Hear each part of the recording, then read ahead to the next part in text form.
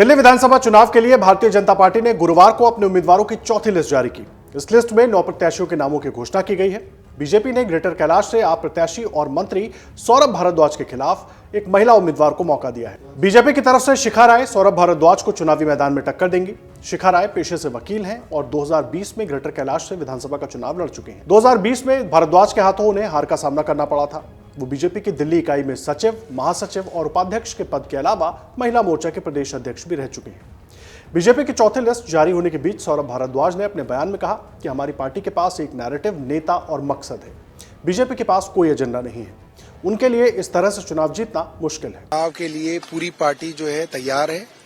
हमारी पार्टी के पास नैरेटिव है, हमारी पार्टी के पास नेता है, हमारी पार्टी के पास नीयत है। भारतीय जनता पार्टी के पास आज चुनाव के लिए कोई एजेंडा नहीं है। सिर्फ गाली गलौज करके, डरा धमका के, इलेक्शन कमीशन का इस्तेमाल करके वे चुनाव जीतना चाहते हैं, जो कि मुश्किल है।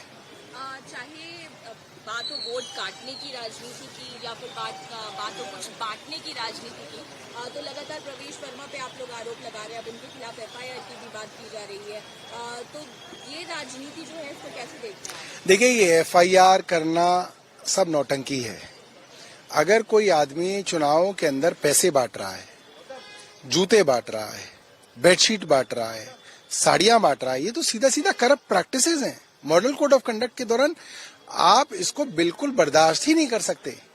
वरना तो हर बाहुबली जो है लाखों करोड़ रुपए बांट के चुनाव जीत जाएगा। आप एक एफआईआर कर दो, उससे क्या होगा? आपको उनके ऊपर एक्शन लेना चाहिए, जैसे टीएन सेशन लिया करते थे। तुरंत प्रभाव से प्रवेश वर्मा को डिस्क्वालीफाई करना चाहिए, वरना ये माना जाएगा कि चुनाव आयोग भारतीय जनता पार्टी के साथ मिलके चुनाव लड़ रहा है। आप लोगों पे फ्रीबीज बांटने के आरोप जो है लगाए जाते थे, लेकिन इस बार चुनाव में देखने को मिल रहा है कि कांग्रेस कह रही है कि 2500 रुपए महिलाओं को देंगे, बीमा योजना की भी बात कर रही है, और वो लगता है कि ये फ्रीबीज वाली राजनीति जो है अभी दिल्ली में सब कर रहे हैं, जो पहले आप नहीं, मेरा ये मानना है कि 10 साल पहले जो शुरुआत हमने की थी, आज देश के कोने कोने में भारतीय जनता पार्टी, कांग्रेस और तमाम पार्टियां हमारे जो कदमों के निशान थे उन पे वो लोग चल रहे हैं, और ये हमारे लिए एक बड़ी नैतिक जीत है। वहीं बीजेपी ने बाबरपुर से आपके दिग्गज नेता गोपाल राय के खिलाफ अनिल वशिष्ठ को उतारा है। अन्य सीटों की बात करें तो पार्टी ने बवाना से रविंद्र कुमार, वजीरपुर से पूनम शर्मा, दिल्ली कैंट से भुवन तंवर, संगम विहार से चंदन कुमार चौधरी, त्रिलोकपुरी से रविकांत जैन, शाहदरा से संजय गोयल और गोकुलपुर से प्रवीण निमेश को टिकट दिया है। भारतीय जनता पार्टी ने दिल्ली विधानसभा चुनाव के लिए 4 जनवरी को पहली सूची जारी की थी, जिसमें 29 उम्मीदवारों को टिकट दिया गया था। फिर 11 जनवरी को 29 उम्मीदवारों की दूसरी सूची जारी हुई। इसके बाद बीजेपी ने तीसरी सूची में सिर्फ एक प्रत्याशी मोहन सिंह बिष्ट को टिकट दिया। वहीं 16 जनवरी को बीजेपी ने अपनी चौथी लिस्ट में 9 उम्मीदवारों के नामों की घोषणा की है। बीजेपी ने अपनी कुल 4 लिस्ट में 70 में से 68 सीटों पर प्रत्याशी घोषित कर दिए हैं, जबकि 2 सीटें सहयोगियों के लिए छोड़ी गई हैं। बीजेपी ने इस चुनाव में युवा और नए चेहरों को टिकट देने की कोशिश की है।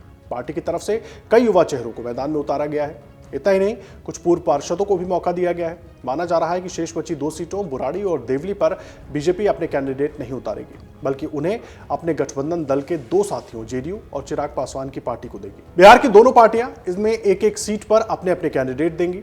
चर्चा है कि बुराड़ी से जेडीयू, जबकि देवली से चिराग पासवान की पार्टी अपने कैंडिडेट को मैदान में उतारेगी। साथ ही आपको बता दें कि कांग्रेस पार्टी ने भी गुरुवार को कैंडिडेट्स की एक लिस्ट जारी की थी। पार्टी ने इसमें 2 उम्मीदवारों के नामों का ऐलान किया था। पार्टी ने तिमारपुर से लोकेंद्र चौधरी और रोहतास नगर से सुरेशवती चौहान को चुनावी मैदान में उतारा। वहीं बुधवार की रात को भी पार्टी ने 5 नामों की घोषणा की थी।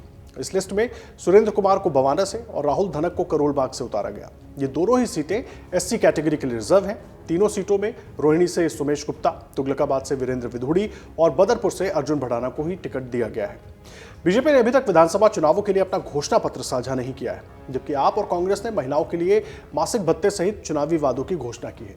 कांग्रेस ने दिल्ली में सत्ता में आने पर 25 लाख रुपए का स्वास्थ्य बीमा योजना का वादा भी किया। अरविंद केजरीवाल की पार्टी पहले ही दिल्ली की सभी सीटों पर अपने प्रत्याशी घोषित कर चुकी है। वहीं कांग्रेस भी सभी 70 सीटों पर प्रत्याशी उतार चुकी है। दिल्ली चुनाव में आप, बीजेपी और कांग्रेस के बीच त्रिकोणीय मुकाबला है। वहीं चुनाव की बात करें तो दिल्ली की 70 सीटों वाली विधानसभा के लिए 5 फरवरी को मतदान होगा और 8 फरवरी को मतगणना होगी। अमर उजाला जीवांजलि के सारथी की मदद लें और महाकुंभ में स्नान जरूर करें।